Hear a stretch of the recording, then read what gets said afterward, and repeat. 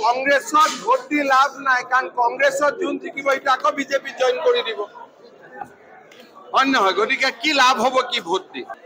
Seat পোৱা নোপোৱা দূৰৰ কথা, কংগ্ৰেছ কেণ্ডিডেটটো কংগ্ৰেছত থাকিব নে নাই সেইটো ডাঙৰ কথা। তেওঁৰ পৰা আগতটো সুধিব লাগিব যে আপুনি কংগ্ৰেছত থাকিব নে নাই। এতিয়াতো কোনো মানুহ কংগ্ৰেছতে থাকিব নোখোজে, চব গুচি আহিব খোজে। এইবাৰৰ যিমান কংগ্ৰেছ কেণ্ডিডেট আছে, এজন কেণ্ডিডেট বাদ দি মই চবকে পাৰ্টিত লৈ আহিব পাৰোঁ। কি লাভ হ'ব কংগ্ৰেছক ভোট দি? এইটোৱে ক্ৰেডিট, মোদীৰ ক্ৰেডিট। মোদীটো সূৰ্য, আমিতো চন্দ্ৰ। চব সংখ্যালঘু সংখ্যাগুৰু বুলি কথা নাই, প্ৰধানমন্ত্ৰীটো মোদী হ'ব। সবকা সাথ সবকা বিকাশ, এইটোৱে কথা।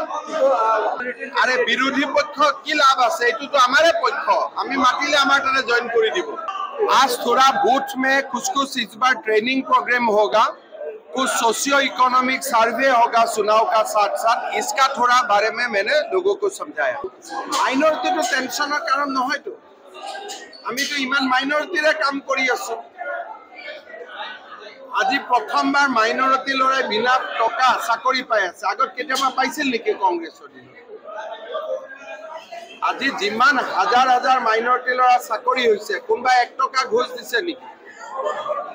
আজি মানুহৰ ঘৰত অৰুণোদয় আহি আছে, কি মাইনৰিটি ঘৰত অহা নাই নেকি? গতিকে মাইনৰিটিয়ে ভোট নিদিব কিয়?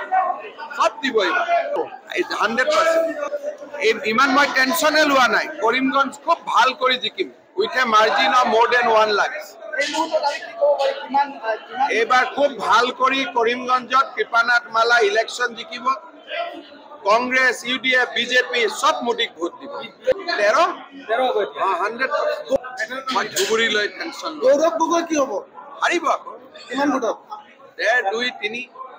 আটাইতকৈ বেছি ভোটত কোনটো জিকিব? গুৱাহাটী। মই আছো তো তাতে। সবচে কম ভোটত কোনটো জিকিব? সবচে কম ভোটৰ কাৰণেতো কণ্টেষ্ট হ'ব, এইটো ইলেকশ্যনৰ সময়ত দেখা যাব। সবচে বেছি ভোটত গুৱাহাটী।